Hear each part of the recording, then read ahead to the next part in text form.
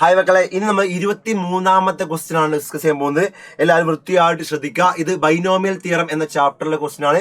ഒന്ന് നോക്കുക, ഇവിടെ പറയുന്നത് coefficient of x raised to 30 in the expansion of ഏതാ expansion 1 plus 1/x all raised to 6 into 1 plus x square all raised to 7 into 1 minus x cube all raised to 8 is alpha.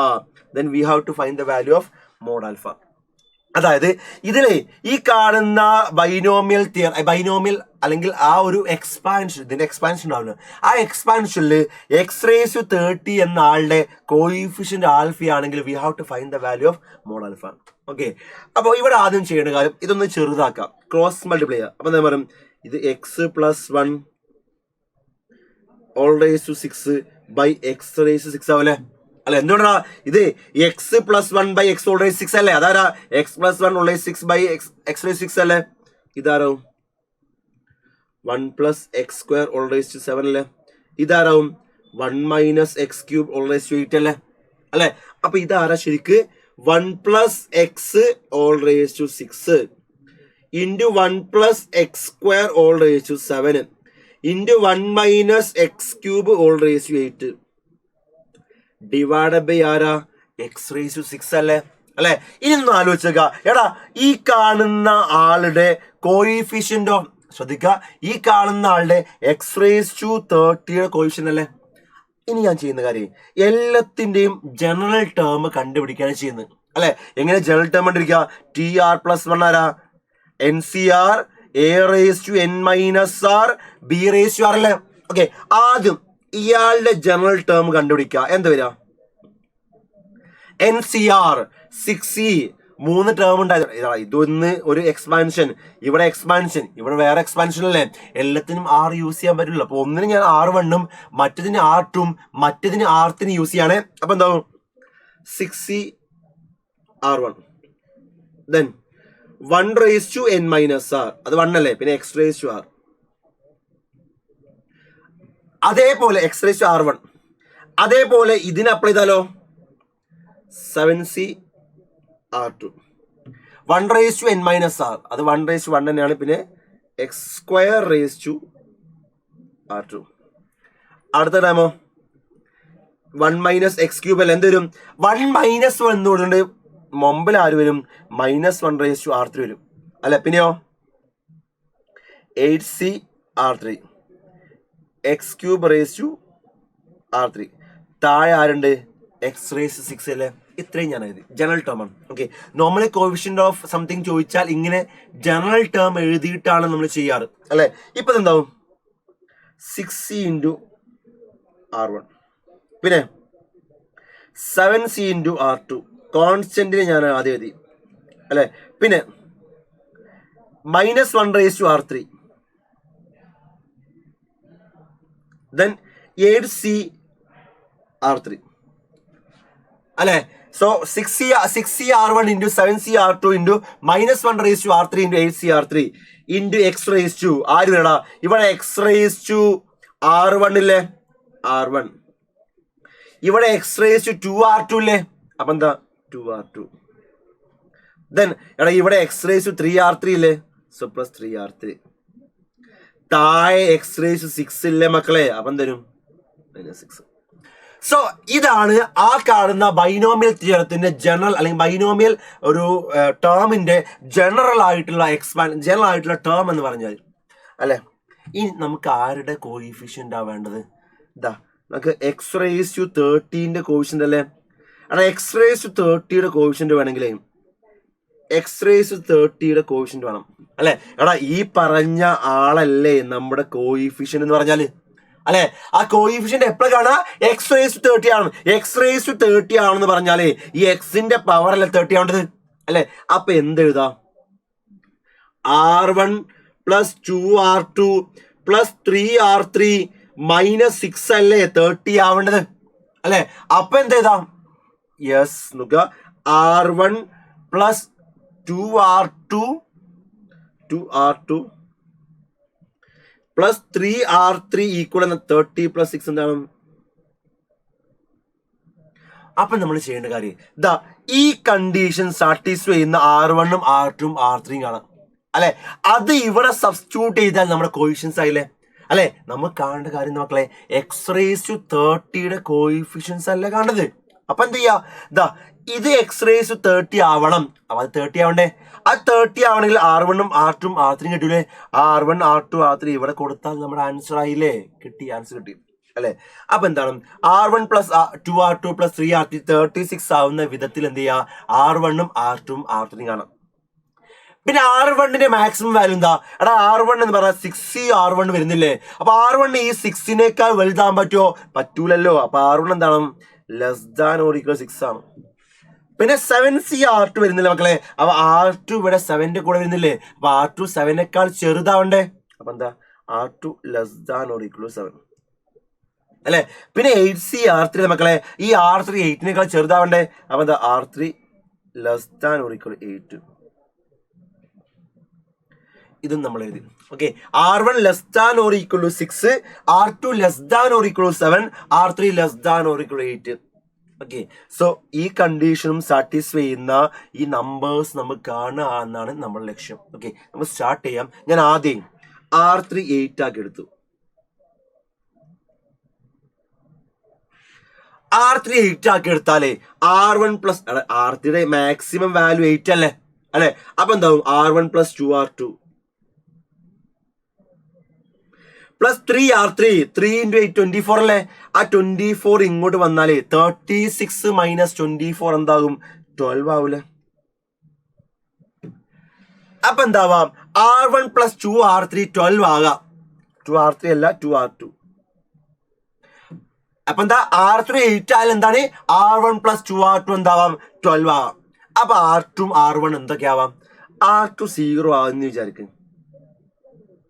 അല്ലെങ്കിൽ R2ന്റെ maximum value എടുക്കുക. R2 7 ആവാൻ പറ്റുമോ, പറ്റൂല. കാരണം എന്താ, 2 × 7 14 ആയില്ലേ, നമുക്ക് 12 പോരെ അല്ലെ. ഇത് നെഗറ്റീവ് ആവാൻ പാടില്ലല്ലോ, നെഗറ്റീവ് ആവില്ലല്ലോ. പിന്നെന്താ, 6 ആക്കിയാലോ, 2 × 6 എന്താ, 12 ആണ്. അപ്പൊ R1 0 ആയാൽ മതി അല്ലെ. അപ്പൊ എന്താ, R1 0, R2 എന്താ 6 പോസിബിൾ ആണ്. R2 5 ആയാലോ, 2 × 5 10 അല്ലേ, R1 2 കൊടുത്താൽ പോലെ. R2 4 ആയാലോ, 2 × 4 8 ആയില്ലേ, ബാക്കി 4 പോലെ. R2 3 ആയാലോ, 2 × 3 6 ആയില്ലേ, ബാക്കി 6 പോരെ. R2 2 ആയാലോ, 2 × 2 4 ആയി, ബാക്കി എത്രയാണ്, 8 വേണ്ടേ. പക്ഷെ R1ന്റെ ഏറ്റവും മാക്സിമം വാല്യൂ 6 അല്ലടാ, 8 വരെ പോകാൻ പറ്റുമോ, പറ്റൂല. അപ്പൊ R3 8 ആയാൽ ഇത്ര പോസിബിലിറ്റി ഉള്ളത് ഞാൻ ഇവിടെ എഴുതാട്ടോ. അതായത് ഞാൻ പോസിബിൾ ആയില്ല R1 R2 R3 എഴുതാണ് അല്ലെ. R3 8 ആയാൽ R1 എന്താവാം, R1 0 6 ആവാം, ഇത് 6 ആവാം അല്ലെ. പിന്നെ 8 ആയാൽ ഇത് 2 5 ആവാം അല്ലെ, 2 5 അല്ലെ, 2 5. പിന്നെയോ 4 4 8 ആവാം. പിന്നെയോ 6 3 8 ആവാം. ഇത് R3 8 ആയാലും കേസാ. അപ്പൊ R3 8 ആയാൽ ഇത്ര കേസ് ഉണ്ട്. R3 ഒന്ന് കുറച്ചുകൂടെ, R3 << 8 അല്ല പറഞ്ഞത്, R3 ഒന്ന് കുറച്ചു. R3 ഞാൻ ഒരു 7 ആക്കി. R3 7 ആക്കിയാലേ എടാ R1 + 2R2 എന്താ വരിക, 3 × 7 21 അല്ലേ. ആ 21 ഇങ്ങോട്ട് പോലെ എന്തായി, 36 - 21 അല്ലേ വരിക, എത്രയാ 15 അല്ലേ വരിക. ചെയ്ത് മനസ്സിലായിണ്ടാവും. 7 ഇവിടെ സബ്സ്റ്റിറ്റ്യൂട്ട് ചെയ്ത് 3R3 3 × 7 21 ആണ്. 21 ഇവിടെ പോയാൽ 36 - 21 എന്താ, 50 ആണ്. അപ്പൊ എന്താവാം, R1 + 2R2 എന്താവാം, 50 ആവാം. എഗെയിൻ R2 7 കൊടുത്താൽ എന്താവും, 7 × 2 14 അല്ലേ നോക്കുക. R2നെ ഞാൻ 7 വിളിച്ചു. അപ്പൊ എന്തായി, 7 × 2 14 ആണ് അല്ലെ. ബാക്കി R1 എന്താവാം, 1 ആവാം. ഓക്കെ, ഇനി R2 6 ആയാലോ, 2 × 6 12 അല്ലേ, ബാക്കി എന്താവാം, 3 ആവാം. R2 5 ആയാലോ, 2 × 5 10 ആയില്ലടാ, ബാക്കി എന്താവാം, 5 ആവാം. ഇനി 4 പറ്റുമോ, 4 കൊടുത്താലേ 2 × 4 8 ആയില്ലേ, 8 ആയ ബാക്കി ഇത് 7 ആവണ്ടേ. പക്ഷെ R1ന്റെ മാക്സിമം വാല്യൂ എന്താ, 6 ആണ്. അപ്പൊ എന്തായി, R3 6 7 ആയാൽ R3 7 ആയാൽ R1 എന്താവാം, 17 ആവാം, 17 ആകാം. എഗെയിൻ 7 ആയ അടുത്തെന്താ, 3 6 ആവാം, അല്ലെങ്കിലോ 7 ആയാൽ 5 ആവാം. അപ്പൊ 7ന്റെ കേസ് കഴിഞ്ഞു. ഇനി ആരാ, R3 ഒരു 6 കൊടുക്കുക.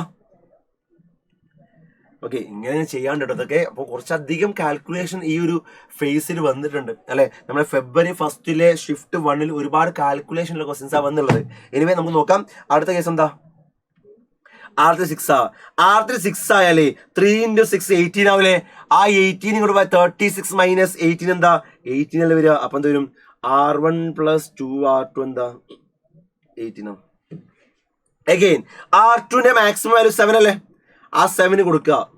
7 കൊടുത്താൽ 2 × 7 എന്തായി? 14 ആയില്ലേ? ബാക്കി ആരാ? 4 അല്ലെ. 6 കൊടുത്താലോ? 2 × 6 12 ആയില്ലേ? ബാക്കി ആരാ? 6. എടാ ഇനി 5 കൊടുത്താൽ 2 × 5 10 അല്ലേ ആവുക? ബാക്കി 8 വേണ്ടേ? ഈ R1 8 ആവാൻ പറ്റുമോ? 6 ആവാൻ പറ്റുള്ളൂ. അപ്പൊ എന്താ? 4 7 6. അപ്പൊ എന്തൊക്കെയാവാം? 4 7. അപ്പൊ R3 6 ആണ്. പിന്നെയോ 6 6 R3 എന്താണ്? 6 ആണ് അല്ലെ. ഇനി അടുത്തത് R3 കൊടുക്കാൻ പറ്റുന്ന വാല്യൂ എന്താടാ? R3 എന്ന് പറഞ്ഞാൽ അടുത്താരാ? അപ്പൊ എന്തായി? R3 8 ആയി, 7 ആയി, 6 ആയി. ഇനി R3 ആരാ? 5 ആണെന്ന് വിചാരിക്കുക. അപ്പൊ എന്താ വരിക? R3 5 ആണെങ്കിൽ R1 + 2R2 3 × 5 15 അല്ലേ? 15 ഇങ്ങോട്ട് പോയി 36 - 15 എന്താ വരിക? 21 അല്ലേ വരിക. അപ്പൊ എന്തായി? R1 + 2R2 = 21. Okay, R2ന്റെ maximum value 7 കൊടുത്തു വിചാരിക്കും. അപ്പൊ ഇവിടെ 7 ആവണ്ട മക്കളെ. കാരണം 2 × 7 14 ആയില്ലേ? അപ്പൊ 14 + 4 എന്താ? 7 ആവണ്ടേ? ആ 7 R1 പോസിബിൾ ആണോ? R1ന്റെ മാക്സിമം വാല്യൂ S6 അല്ലേ? അപ്പൊ ഇത് പോസിബിൾ. അപ്പൊ ഇനി ഏതും പോസിബിൾ ആവില്ല. ഓക്കെ, സോ ഇത്രയാണ് കേസുകൾ എന്ന് പറയുന്നത്. അപ്പൊ എത്രയാ? 1 2 3 4 5 6 7 8 9 കേസ് ഉണ്ട് അല്ലെ. 9 കേസാണ് അവിടെ ഉള്ളത്. സോ ആ 9 കേസും നമ്മൾ എന്ത് ചെയ്യണം? സോൾവ് ചെയ്യണം. ഓക്കെ, അപ്പൊ കോയിഫിഷ്യന്റ് എന്താ വരിക? ഇതല്ലേ കോയിഫിഷ്യന്റ്. എന്താ വരിക? ഞാൻ ഇവിടെ എഴുതാം. 6C × R1 7C × 7C × R2 8C3 sorry 8C ഇതില്ല -1/R3 × 8C R3. ഇതല്ലേ കോയിഫിഷ്യൻസ് അല്ലെ. ഇവിടെ പോസിബിൾ ആയില്ല R1 R2 R3 ഇതൊക്കെയല്ലേ. സോ അതൊക്കെ ഇവിടെ സബ്സ്റ്റിറ്റ്യൂട്ട് ചെയ്യാൻ എല്ലാം ആഡ് ചെയ്യേണ്ടി വരും. അതാണ് അവിടുത്തെ മെത്തേഡ്. ഓക്കെ, സോ ഞാൻ ഫസ്റ്റ് സബ്സ്റ്റിറ്റ്യൂട്ട് ചെയ്യാം. എന്താ വരും? ഇത് കൊടുത്താല് എടാ R1 പകരം 0 കൊടുക്കുക. R2 6 R3 8. അപ്പൊ എന്താവും? 6C 0 7C 6 -1/8 വരിക. അത് 1 തന്നെ. +1 വരിക. 8C 8 പ്ലസ് എന്താ വരിക? ഇത് 6C 2 7C 5 8C 8. ഇതോ 6C 4 7C 4 8C 8. ഇതോ 6C 3 7C 3 8C 8. എടാ അടുത്ത കേസോ 6C 1 7C 7 8C 7. പക്ഷെ ഇത് -7. എന്താണ് മൈനസ് വന്നത്? എടാ ഇവിടെ R3 7 അല്ലേ? ആ -1/R3 -1/7 മൈനസ് വരൂലേ? അപ്പൊ R3 ഓഡ് നമ്പർ ആയാലേ അത് മൈനസ് വരിക. ഓക്കെ, ഇവിടെയോ -6C 3 7C 6 8C 7. ഇവിടെയോ -6C 5 7C 5 8C 7. ഇവിടെയോ എടാ അവിടെ R3 positive, I mean 6 even number. അപ്പൊ പോസിറ്റീവ് വരിക. -1/R3 എന്താവും? പോസിറ്റീവ് വരിക. അപ്പൊ എന്തായി? 6C 4 7C 7 8C 6. ഇതെന്തായി? 6C 6 7C 6 8C 6. ഇതെല്ലാം ആഡ് ചെയ്യാം. ഓക്കെ, സോ എന്തെങ്കിലും ഒരു മിസ്റ്റേക്ക് വന്നാൽ അത് ഫുൾ ആയിട്ട് മിസ്റ്റേക്ക് അവിടെ തെറ്റി പോട്ടോ. സോ ഇതൊക്കെ ആഡ് ചെയ്താൽ നമുക്ക് കിട്ടാൻ പോകുന്ന വാല്യൂ എന്ന് പറഞ്ഞാൽ അത് -678 ആണ്. ഓക്കെ, സോ ഇതൊക്കെ ആഡ് ചെയ്യുക. കിട്ടുന്നതാണ് -678. അപ്പൊ ക്വസ്റ്റ്യൻ എന്താ? അവിടെ ക്വസ്റ്റ്യൻ ചോദിച്ചത് മോഡ് ആൽഫയാണ്. ആൽഫ -678 ആയാൽ മോഡ് ആൽഫ എന്താ? 678 ആണ്. സോ ആ ക്വസ്റ്റ്യന്റെ ആൻസർ എന്താ? 678 ആണ്. ഓക്കെ, സോ അത്രയാണ് ആ ക്വസ്റ്റ്യനിൽ നമുക്ക് ഡിസ്കസ് ചെയ്യാവുന്നത്. ക്ലിയർ ആണെന്ന് വിചാരിക്കുന്നു.